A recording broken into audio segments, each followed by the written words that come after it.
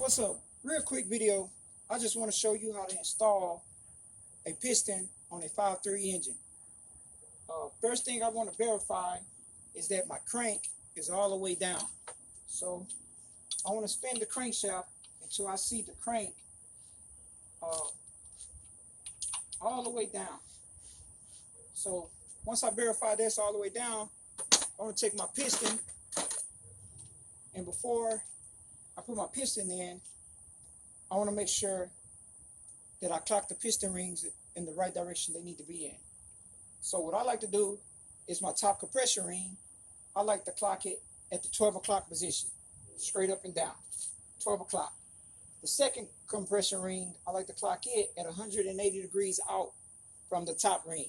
So that's going to be at the 6 o'clock position. So now my R rings, I want to clock them 180 degrees out from each other also. And that'd be at a position of 3 and 9. So let me get this situated here.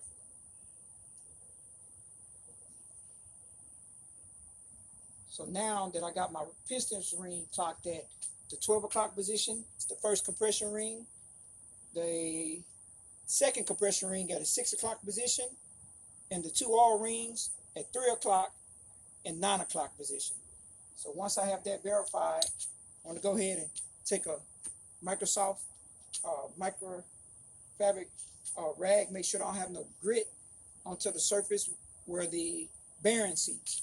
So now I want to take a assembly lube here, apply a small part of assembly lube right down the rod. Now I want to take my bearing and seat my bearing in properly and make sure it seats in flush on each side.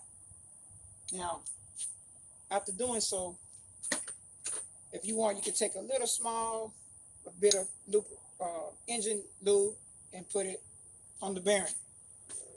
So now I'll take some WD-40 and spray the cylinder out, put a little lube on the piston. Then I want to set this at the edge. Be careful not to scar the piston walls up. Set it on the edge like so. And another thing, these pistons have dots on them. So they have a dot. That dot indicating that it needs to be facing the front of the engine. And another thing, when you install those piston rings, you want to make sure those piston rings move freely. If you install the piston rings and they do not move freely, you need to take the rings back off and clean them with a tool named piston groove cleaner, or the piston groove tool. And it looks sort of just like this. It's got like these little barbs on there, and it cleans the grooves out. So this is what you want to use to clean the grooves out before you install the piston rings. So now, after you set that down, you want to take your compression piston tool. So open it up, take your time, set it down on there, just like that. Take your time and close it up.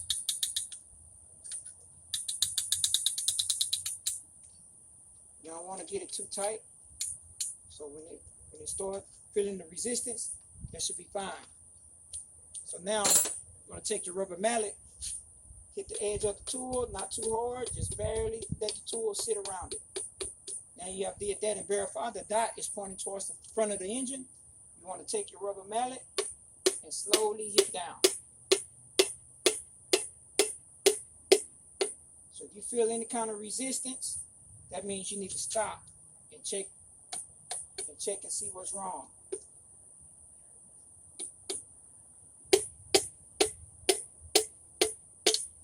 So once you get that down in there, you want to flip the motor over.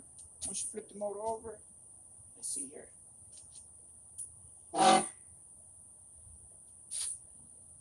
So now, I'm going to take a little assembly lube, put it on the crank. Take your rod cap,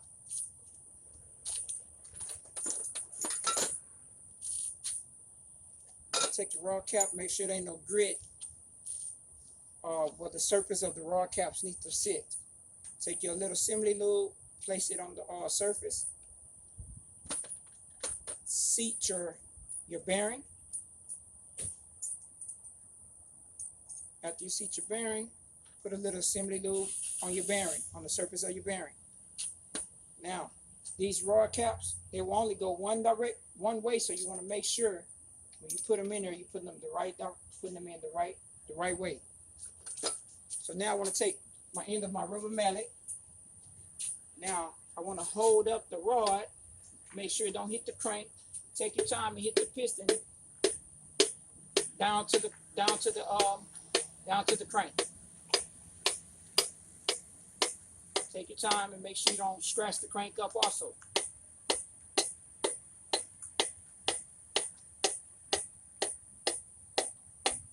Once it bottoms out, you're going to take your rod cap. Remember, it only goes one direction.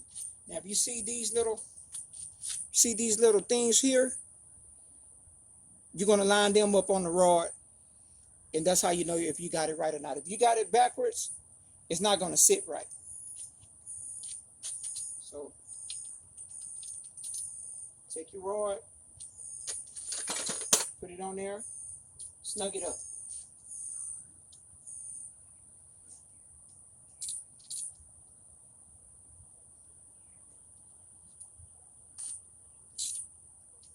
Now, after you have snug it up, you want to make sure you want to take a wrench and turn the motor over and make sure you don't feel a resistance. The motor should turn over quite easy.